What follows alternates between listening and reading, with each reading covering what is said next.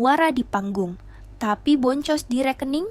Hati-hati, ini skandal finansial terbesar yang nggak pernah diceritain di TV. Banyak orang ngira juara kompetisi nyanyi itu tiket otomatis jadi sultan, tiket fast track menuju kekayaan instan. Padahal aslinya, banyak yang justru bangkrut, terlilit utang, dan depresi pas lagi terkenal-terkenalnya. Kok bisa? Bayangin detik-detik kemenangan itu. Konfeti emas bertebaran dari langit-langit studio, satu stadion teriak nama lo. Juri-juri papan atas berdiri tepuk tangan, dan lo ngerasa dunia ada di genggaman tangan lo. Lo ngerasa ini adalah happy ending dari perjuangan lo.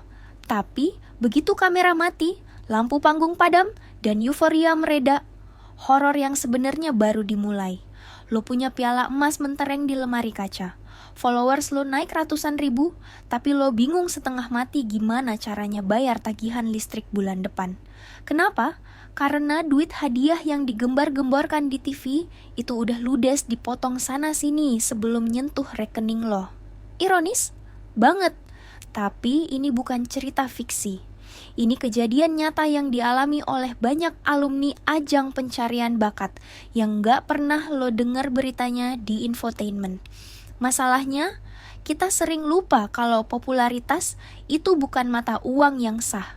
Lo nggak bisa bayar pajak pakai followers, lo nggak bisa beli beras pakai like, dan lo nggak bisa bayar cicilan rumah pakai standing ovation. Tanpa strategi uang yang benar, ketenaran instan cuma bakal jadi karpet merah tergelar rapi menuju jurang kemiskinan yang lebih dalam dari sebelumnya. Tapi, sebelum gua bongkar rahasia dapur duit para juara idol yang sering ditutup-tutupin rapat-rapat oleh industri ini, pastiin lo udah tekan tombol subscribe channel NetHub Global di bawah sekarang juga. Nyalain lonceng notifikasinya. Kenapa? Karena cuman di sini kita berani bicara fakta duit telanjang dan strategi bisnis tanpa drama settingan. Kita buka mata lo tentang apa yang sebenarnya terjadi di balik layar kesuksesan. Welcome back di channel NetHub Global, satu-satunya tempat di mana kita ngomongin uang, bisnis, dan realita kehidupan tanpa filter manis-manis. Siapin mental lo, siapin kopi lo. Kita mulai bedah kasusnya. Lo lihat Florentino Joshua dapat standing ovation di Idol Season 14 kemarin? Keren kan? Merinding kan? Lo pasti mikir, wah gila, suaranya mahal banget. Bentar lagi, dia bakal kaya raya, beli rumah mewah di Pondok Indah, beli mobil sport, liburan ke Eropa tiap bulan, dan hidup enak seumur hidup. Kalau lo mikir gitu, selamat. Lo adalah korban delusi industri hiburan. Faktanya, juara kompetisi nyanyi di Indonesia itu ratusan jumlahnya dari berbagai musim, dari berbagai stasiun TV, dari berbagai genre, mulai dari pop, dangdut, sampai yang spesifik kayak campur sari. Tapi, coba lo sebutin berapa yang beneran jadi sultan, berapa yang beneran punya karir stabil dan bertahan lebih dari 5 tahun di industri mainstream, bisa dihitung jari tangan satu. Sisanya kemana? Mayoritas balik lagi jadi orang biasa. Ada yang balik nyanyi di kafe dengan bayaran seadanya, ada yang ganti profesi total, atau yang paling parah, mereka terjebak dalam utang karena gaya hidup yang dipaksa naik buat ngimbangin image artis.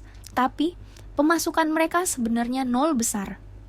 Di video kali ini, gue bakal jadi manajer finansial bayangan lo. Gue bakal ajak lo masuk ke ruang belakang panggung, ke meja akuntan, buat membedah dapur duit para juara idol. Berapa sih duit real yang masuk ke kantong mereka setelah dipotong pajak negara yang progresif dan potongan manajemen yang sadis? Dan kenapa banyak artis dadakan yang justru boncos dan cash flow-nya berdarah-darah justru pas mereka lagi di puncak popularitas? Siapin kalkulator lo. Kita bakal hitung-hitungan duit, bukan hitung-hitungan vote. Simpan mimpi jadi artis lo sebentar. Kita lihat realitanya pakai kacamata bisnis. Kita hidup di era di mana viral dianggap sama dengan sukses. Padahal viral itu cuma traffic. Sukses itu soal conversion. Banyak anak muda Gen Z terutama ikutan audisi cuma ngejar centang biru di Instagram atau TikTok. Oke, lo viral. Video audisi lo ditonton jutaan orang, followers naik jadi 100.000, 500.000, bahkan sejuta dalam semalam. Terus apa? Lo dapet validasi sosial, yes. Tapi validasi sosial nggak bikin perut kenyang. Masalah utama artis dadakan adalah lifestyle inflation atau inflasi gaya hidup yang brutal. Dulu sebelum ikut audisi, makan di warteg 15.000 udah kenyang dan bahagia. Sekarang, malu dong, lo udah masuk TV, lo udah dikenal orang. Masa makannya di pinggir jalan, lo mulai makan di kafe, restoran mahal, biar kalau ada fans yang minta foto, backgroundnya bagus. Sekali makan 150.000 sampai 200.000. Naik 10 kali lipat. Dulu naik ojol atau angkot santai aja. Sekarang gengsi. Lo harus sewa mobil, minimal taksi online premium, biar kelihatan bonafit pas datang ke stasiun TV atau acara gathering. Belum lagi soal penampilan. Baju harus branded atau minimal terlihat mahal. Perawatan wajah, skincare, rambut, semua harus on point. Ini yang gue sebut jebakan modal awal.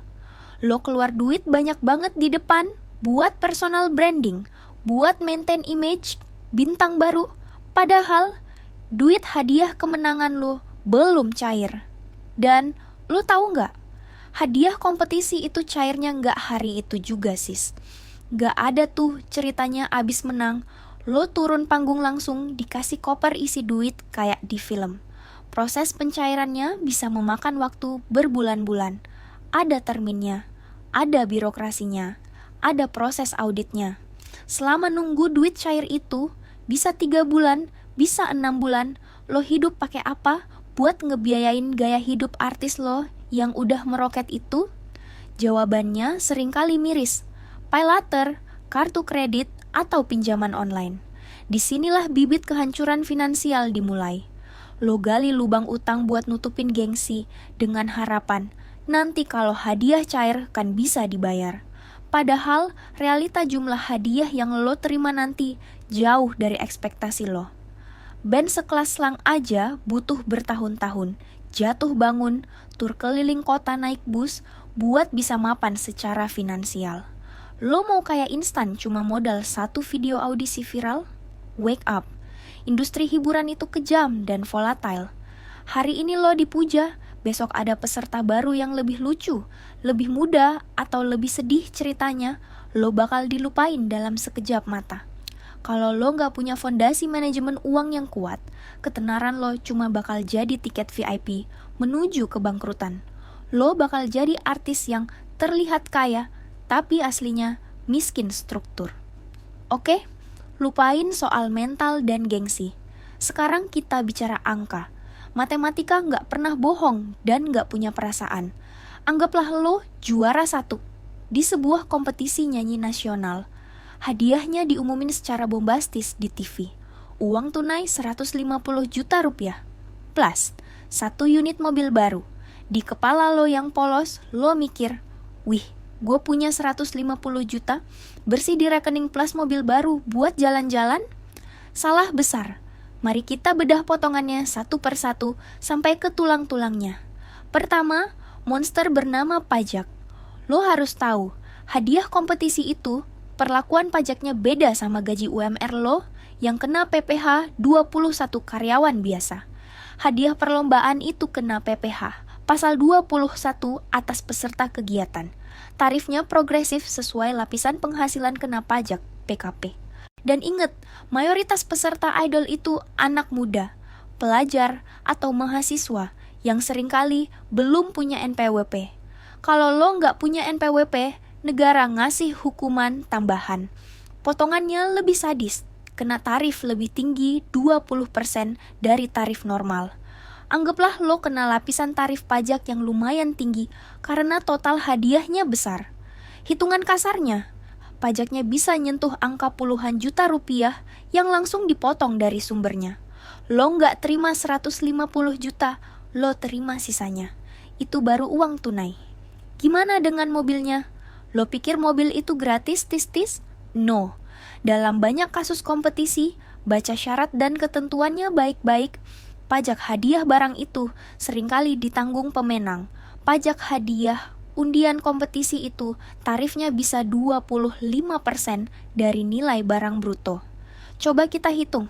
Bayangin lo dapat mobil seharga 300 juta rupiah on the road. Lo seneng kan? Tunggu dulu. Lo harus bayar pajak hadiah sebesar 25% kali 300 juta sama dengan 75 juta rupiah. Dan lo harus bayar itu secara cash ke negara sebelum tuh mobil bisa lo bawa pulang atau BPKB-nya keluar atas nama lo. Pertanyaannya, lo punya duit 75 juta cash saat itu. Lo kan baru menang, duit tunai hadiahnya juga belum cair atau udah kepotong pajak dan utang gaya hidup. Terus bayar pajak mobil pakai apa? Akhirnya apa yang terjadi?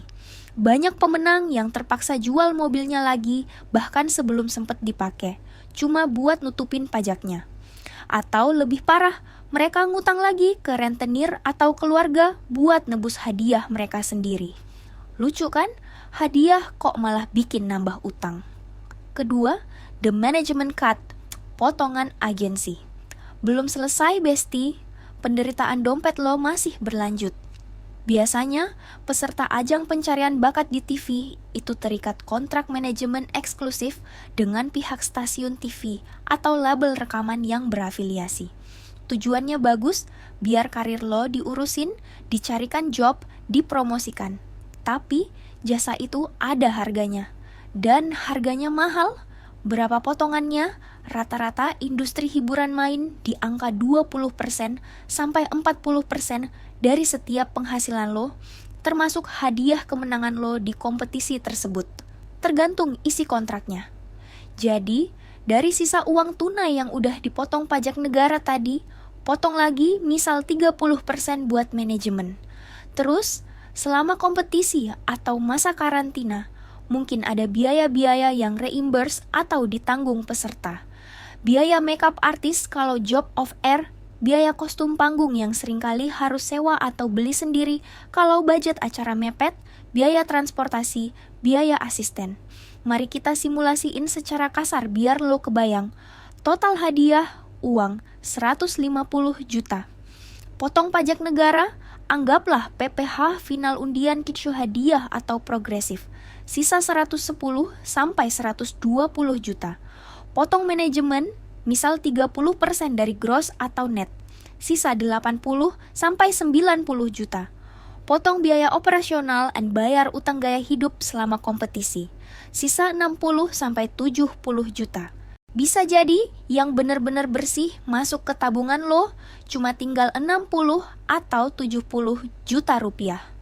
Dari ekspektasi 150 juta plus mobil, realitanya cuma dapat duit seharga mobil LCGC bekas. Hancur kan ekspektasi lo? Makanya penting banget buat lo yang mau terjun ke industri kreatif atau bisnis apapun. Pahami kontrak and pajak. Jangan asal tanda tangan cuma karena seneng masuk TV. Baca fine printnya, baca tulisan kecil di bawahnya. Sewa pengacara kalau perlu buat bedah kontraknya. Karena di dunia bisnis, ketidaktahuan lo adalah keuntungan terbesar buat orang lain. Industri ini memakan mereka yang buta literasi finansial. Stop sebentar. Kalau lo baru sadar betapa brutalnya potongan duit di industri ini, dan lo ngerasa info ini daging banget buat nambah wawasan lo, tolong pencet tombol like di video ini sekarang juga. 1 like dari lo ngebantu algoritma nyebarin realita ini ke lebih banyak anak muda yang masih mimpi buta. Biar mereka nggak terjebak. Oke, kita lanjut ke solusinya. Terus gimana dong? Masa nggak boleh ikut idol? Masa harus ngubur mimpi jadi penyanyi? Boleh banget. Itu peluang emas buat exposure.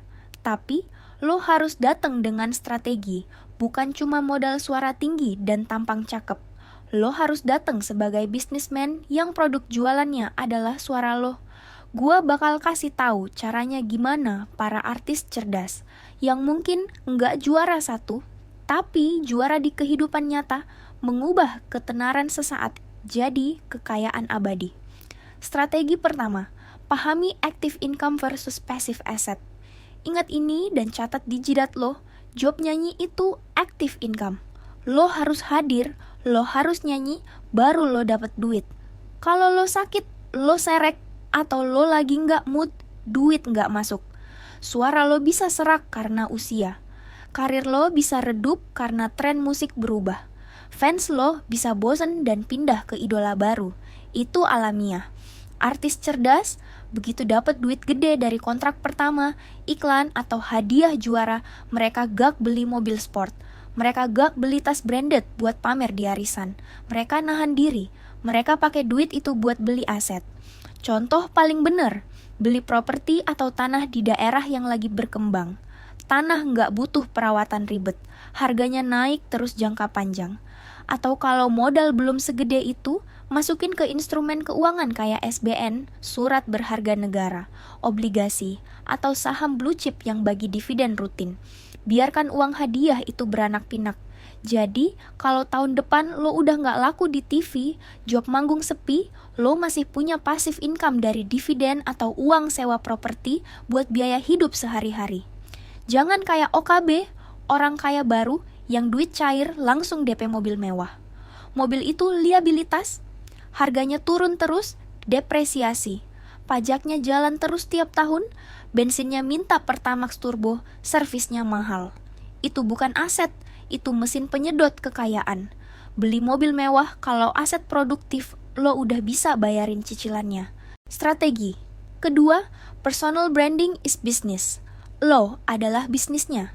Jangan cuma ngandelin job off air, manggung, atau on air, masuk TV yang dicarikan sama manajemen TV. Itu pasif, menunggu bola. Bangun kolam lo sendiri. YouTube channel lo, TikTok lo, Instagram lo, itu adalah aset digital properti lo sendiri. Belajarlah dari artis-artis jebolan pencarian bakat yang sekarang sukses jadi entrepreneur atau content creator. Mereka sadar, fame atau ketenaran itu ada masa kadaluarsanya. Kayak yogurt bisa basi. Gunakan momentum viral lo di idol saat ini, saat engagement lagi tinggi-tingginya, buat jualan produk lo sendiri. Bisa bikin clothing line, bisnis kuliner, atau sekadar bangun image yang kuat sebagai influencer di niche tertentu. Misal, fashion, beauty, gaming. Kenapa? Karena endorsement itu marginnya gede, sis. Modalnya cuma HP, kuota, sama kreativitas.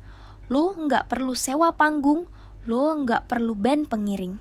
Sekali posting bisa dapat jutaan sampai puluhan juta kalau personal branding lo kuat. Itu cara lo monetisasi followers jadi duit beneran. Jangan biarkan followers lo cuma jadi angka. Konversi mereka jadi customer atau loyal audience yang bisa ngehidupin lo jangka panjang. Satu lagi, jebakan Batman yang paling sering bikin juara idol jatuh miskin tapi jarang dibahas. Lingkaran, setan pertemanan alias the toxic entourage. Begitu nama lo dipanggil jadi juara di TV, perhatiin HP lo.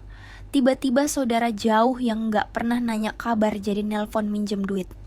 Temen SD yang lupa nama lo, tiba-tiba ngajak reunian dan minta ditraktir di tempat mahal.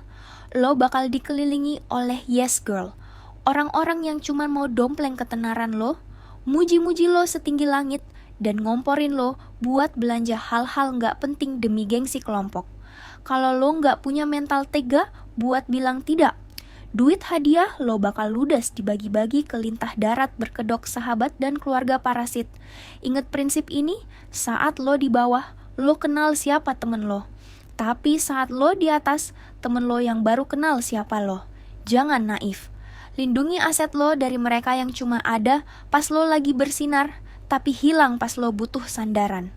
Uang lo adalah tanggung jawab lo, bukan mesin ATM berjalan buat orang sekampung. Kesimpulannya apa?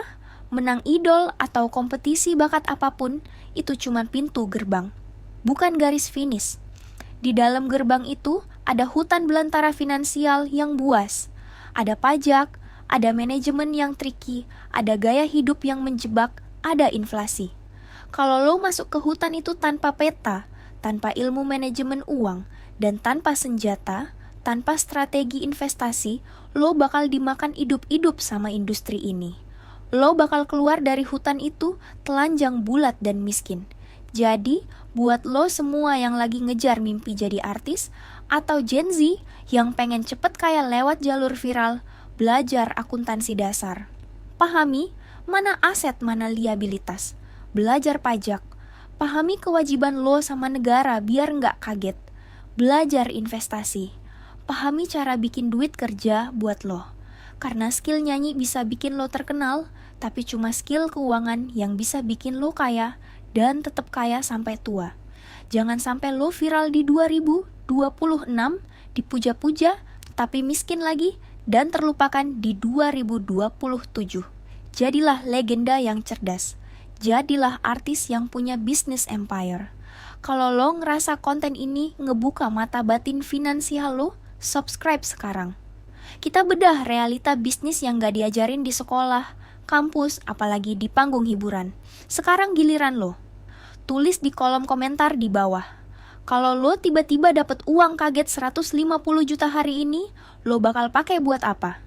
Jujur aja. Beli mobil buat gaya biar tetangga kagum, atau beli aset buat masa depan? Gua pengen baca strategi lo. Jangan lupa follow buat informasi tren bisnis lainnya. Gua cabut dulu.